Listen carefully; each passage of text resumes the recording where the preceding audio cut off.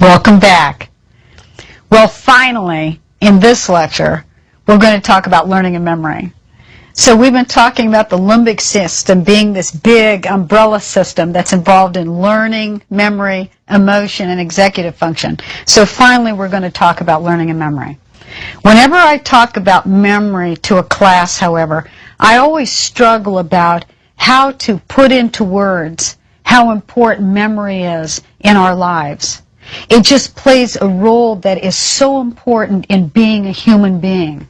We're the only species that has, for example, an ethics of memory. We actually associate an ethics with being able to remember things. Then I read something that was such a beautiful description of memory and so poignant, and I'd really like to share this with you. I've read this many, many times, but it's never failed to just remind me of how important memory is in our lives before we talk about the neurobiology. This is a quote taken from Elie Wiesel, his memoirs, All Rivers Run to the Sea. This is early in his life before he started writing about his memories. He had been a teenager in a concentration camp, and he writes, "Of course I could write my memories of the camp, which I bore within me like a poison. Though I never spoke to anyone about this, it weighed upon me. I thought about it with apprehension day and night. The duty to testify, to offer depositions for history, to serve memory. What would man be without his capacity to remember? Memory is a passion no less powerful or pervasive than love. What does it mean to remember? It is to live in more than one world, to prevent the past from fading, and to call upon the future to illuminate it. It is to revive fragments of existence, to rescue lost beings, to cast harsh light on faces and events, to drive back the sands that cover the surface of things, to combat oblivion, and to reject death. All this I knew, and because I knew it, I told myself I should write. But I had to be patient. Someday, in years to come, I would celebrate memory, but not yet." Just a beautiful description of how important memory is for human life.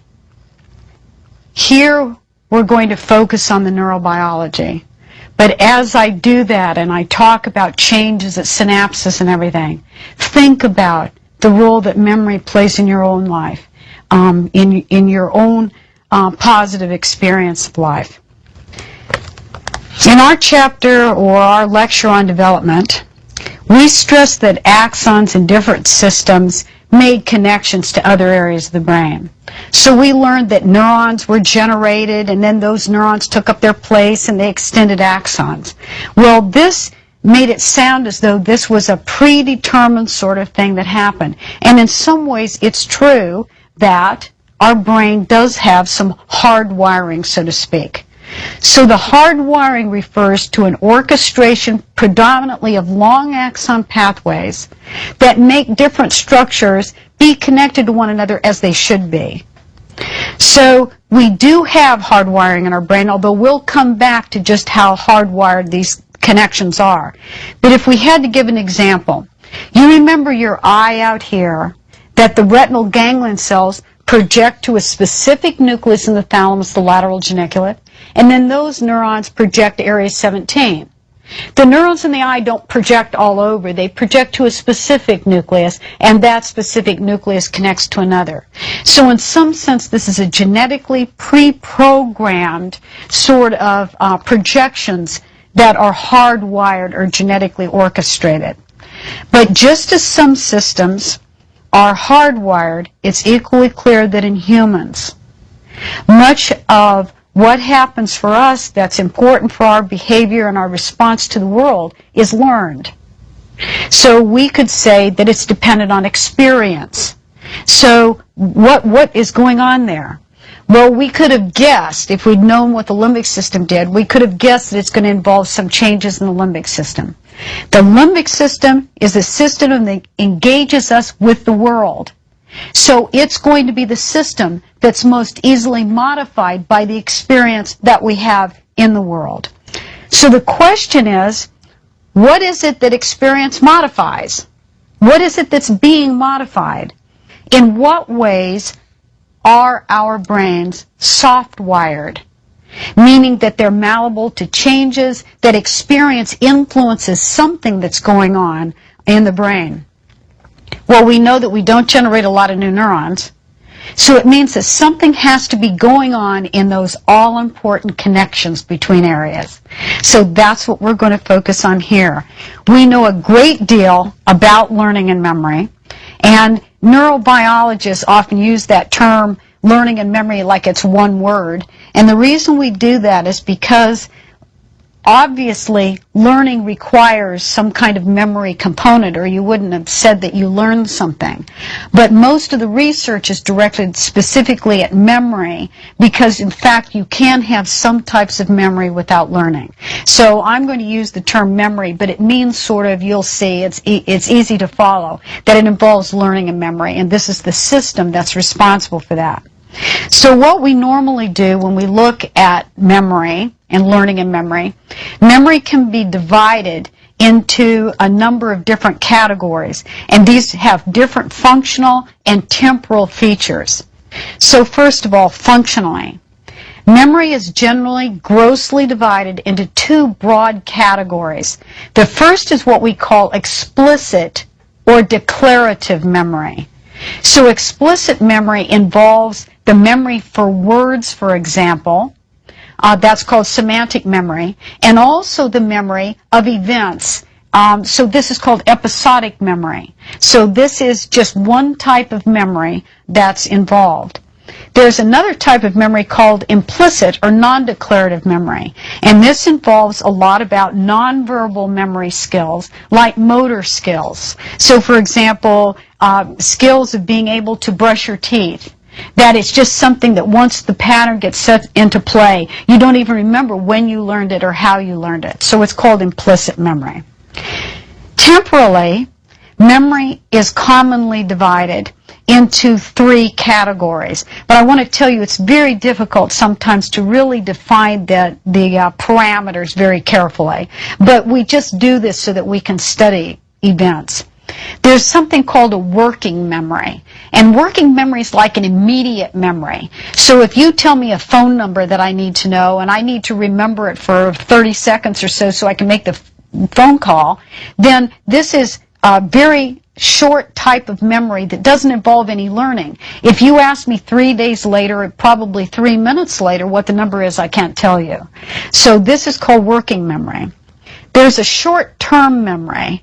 And short-term memory is necessary for learning to take place. So short-term memory is sort of a memory, and again, the temporal parameters are difficult to specify, but meaning short-term that they don't necessarily last a lifetime. But many short-term memories become long-term memories. And this is the area that we, as yet, don't really know a lot about. But the last type of memory in a temporal sense is long-term memory. So long-term memories can in fact last a lifetime, but I want to emphasize something here. They may last a lifetime, but it doesn't mean that they're not modified by experiences that come after they were made. So memory is a dynamic thing, and so it can undergo change with experience. So in terms of brain structures, what do we think is going on in memory? Well, there are a lot of areas that are involved. These are associated, obviously, in the limbic system. This is the system that's involved in this. Higher order areas of prefrontal cortex, hippocampus, the extrapyramidal motor system, we'll see what that's involved in. That's outside of the limbic system, but we'll see it's involved with a very specific type of memory. Amygdala, structure we haven't talked a lot about, but one that's involved in fear, learned fear, and processing of emotions. And we all know that positive emotions help us remember things and learn things. And negative emotions, if they're too strong, can prevent learning from happening. So it really shouldn't be a surprise that a structure that's involved in emotional processing is involved in this circuit in the limbic system, and also areas of the prefrontal cortex. So let's just talk about a few of these and how they play a role in memory. The prefrontal cortex, and this is predominantly areas in this area of the prefrontal cortex, appear to be involved in working memory. So these are the areas that appear to be activated when we have a very short time that we want to have the memory involve some kind of action. So again, it's like remembering a phone number long enough to be able to dial it on a phone. And so this is short-term working memory, and this is predominantly brought about by areas in the prefrontal cortex. We don't know a lot about it. We're learning about it, but we know the main area that's involved. The next area, of course, which I've been saying off and on throughout this course, is the hippocampus, our little seahorse. It's that old three-layered cortex that's involved in learning and memory. And it's going to play a critical role. And it should make sense that an old cortical area would be involved in something like short-term memory, because this must be one of the first cortical systems that develop to help an animal be adaptive. If an animal can't learn from experience, then it can't change its behavior under some other circumstance. And so it makes sense that this old cortical area plays a role. Now in humans, there appears to be a lateralization or specialization of function, and I find this just absolutely fascinating.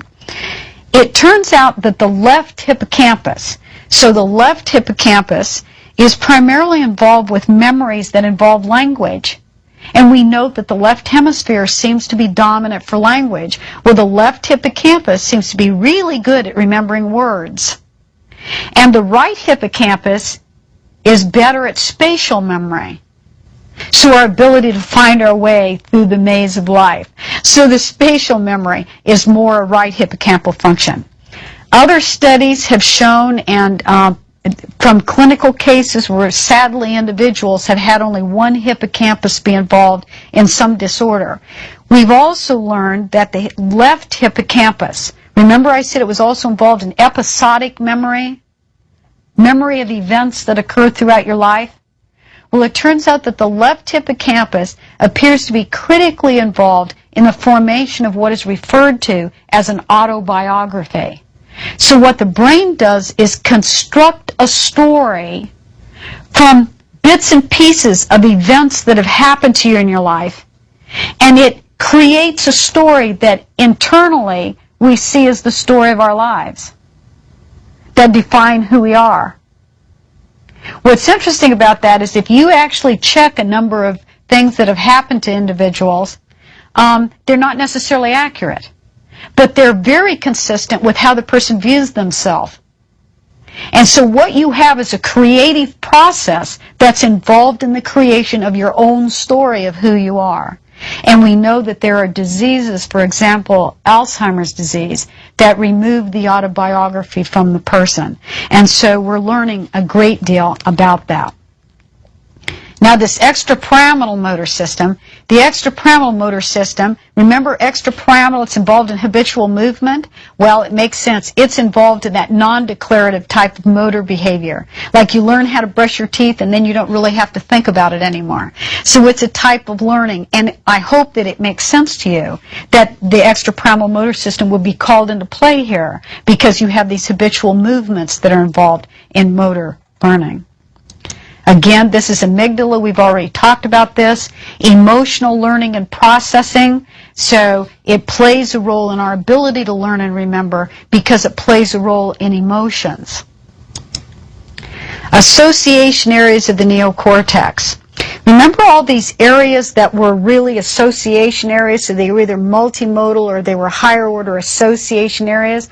Well, we think that long-term memory involves some kind of change actually in protein synthesis in neurons in widespread areas of the cortex.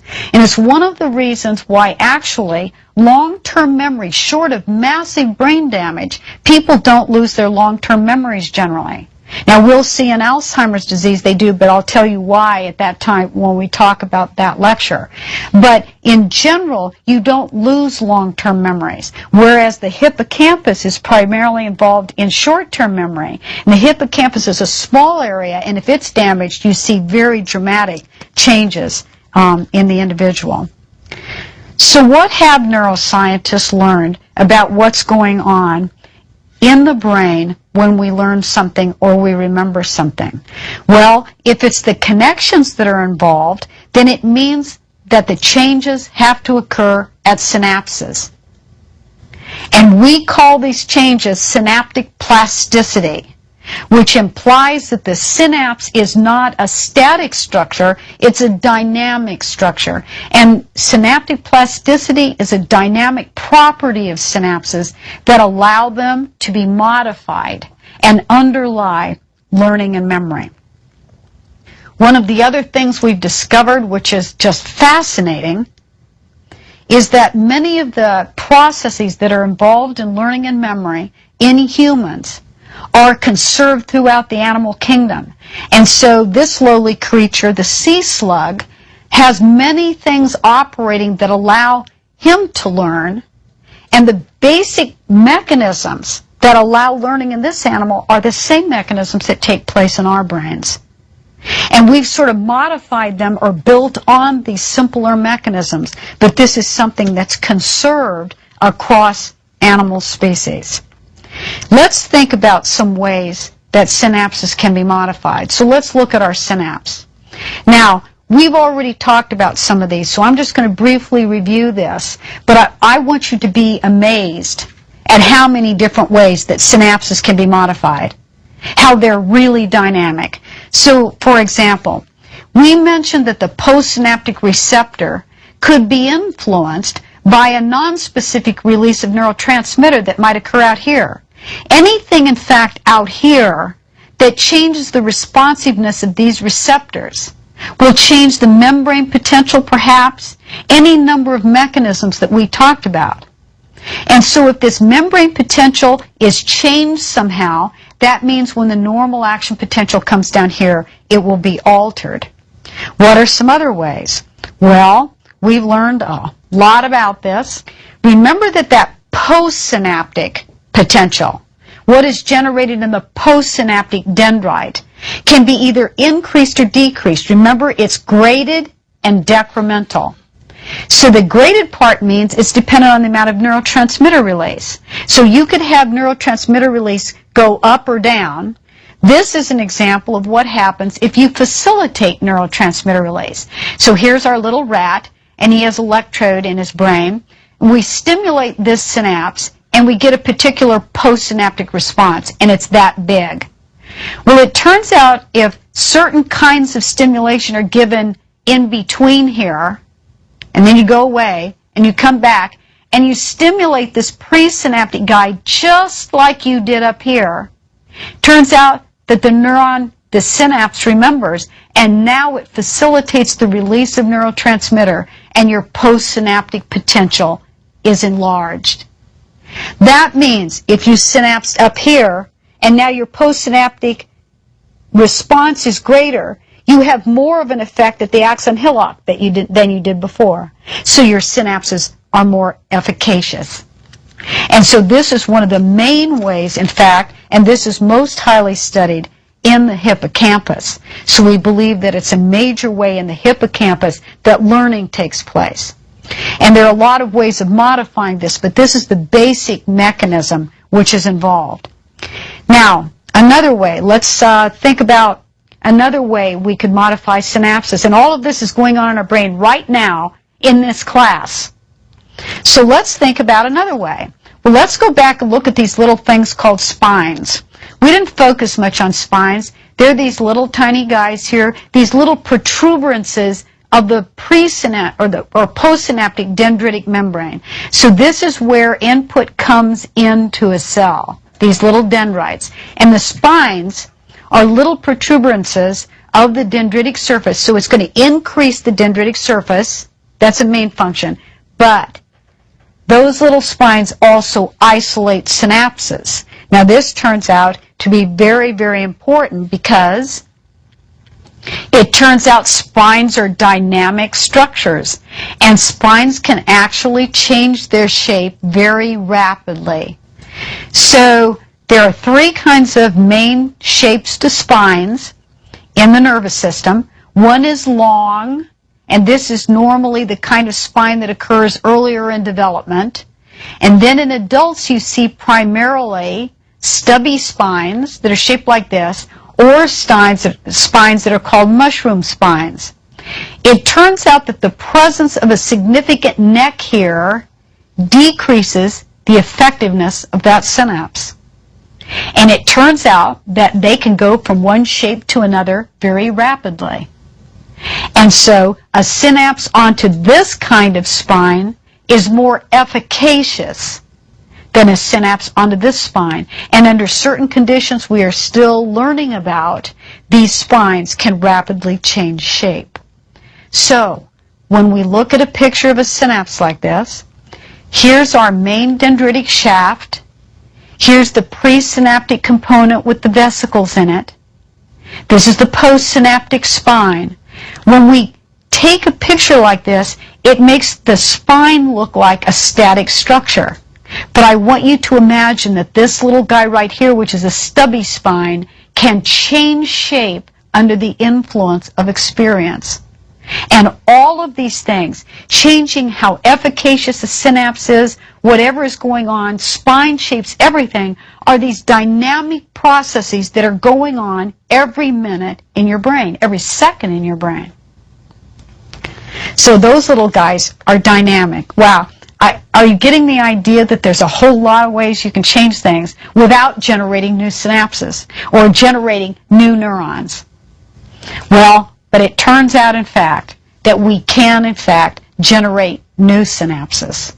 So in addition to all these changes that take place at a synapse which is already formed, we can also form new synapses. So let's have a look at that. New synapses are formed throughout life, it turns out, and this is something modern neuroscience has uncovered. So here we have our generic neuron. This is where synapses are made onto a dendritic tree, and then an action potential is fired here at the axon hillock and down here. Well, under the influence of what happens to this cell, these N-terminals, in fact, are capable of making new synapses. Now, what's interesting about this is there's two different ways. Here I have the lateral geniculate, and you'll remember that input from retinal ganglion cells comes in and could synapse on another long axon cell, which goes out to area 17.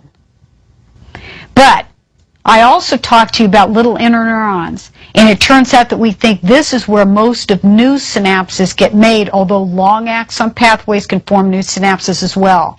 There's two different ways to do this. This would be where information from the eye, for example, occurs in any pathway, actually makes its synapse on a tiny little neuron whose axon synapses in the nucleus, and then it synapses on a long axon cell that goes out to 17. So this little guy can form new synapses as well. So you could have a long axon pathway form new synapses, or you could have little interneurons form new synapses. So there are multiple ways of even making new synapses in any pathway, whether it's long axon or it's a short axon system. So let's look at a couple of cases in which new synapses can be made. Well, interestingly enough, new synapses can be made after injury. And it's probably one of the reasons why minor brain damage doesn't really change us a lot, which is a good thing. So this may be a way to help us if we have some kind of minor damage to the brain. This is one of the ways we study new synapse formation in the laboratory. So let me explain this diagram. This is normal input to some structure. So you have an axon that forms a synapse here onto a little tiny stubby spine. You have a second axonal input here to another synapse. And so you have two different synapses. Now let's imagine that these axons become damaged. So these axons are damaged. They're going to die and be taken away. They're going to be removed from the system. Well, it turns out this guy, who's never been injured, who's perfectly normal, when this postsynaptic area is now devoid of this input, that axon is capable of forming a sprout and forming a synapse onto that site. So new synapses are actually formed. And again, this is one of the main ways that we study synaptic plasticity and study new synapse formation in the laboratory. We can make this happen in the lab. Another way that you have new synapses form is as a result of experience. And these were some just beautiful experiments that were done from beginning in about the late 60s through the present time in neuroscience. It turns out that under certain circumstances, when animals learn new things, you can actually go in and count the number of synapses in their brain. You can count the number of synapses fairly adequately, and you can show that you have action potentials normally. You subject some animals to a learning experience and other animals not to a learning experience. And it turns out that axons can form these growth cones or sprouts and actually induce new synapse formation. So in this case, there hasn't been any kind of damage or anything. There's actually been some kind of experience intercalated between time A and time B. The most incredible demonstrations of this was made by a scientist named Bill Greeno many years ago, in which animals in laboratories are generally kept in small individual cages. And they don't have any social interaction, and they live their lives like a rat lives their life in a very small cage. What he did was just elegant. He took some rats and he made what he called an enriched environment. And he had little toys in sort of a play area. There were a number of animals, so they were socially interacting with each other. Had little wheels where the animals could exercise in these little wheels. And the animals were they were handled by individuals in the lab. Well, it turned out, when they examined the brains of these animals, those animals that had been raised in enriched environments had significantly more synapses in a number of structures than animals that were raised in single cages. And this has been confirmed over and over again, that experience modifies the number of synapses in areas like the hippocampus, so that when we learn things, we make new synapses. So we can alter synapses in many ways, but we can also make new synapses. So I just think that is incredible. Now, changes in human beings. What have we discovered in human beings? Well, we believe all the same fundamental things go on in humans. We can change how efficacious a synapse is by changing the amount of neurotransmitter that's released. We can change how responsive a receptor is. We already know that because that's part of what cocaine does.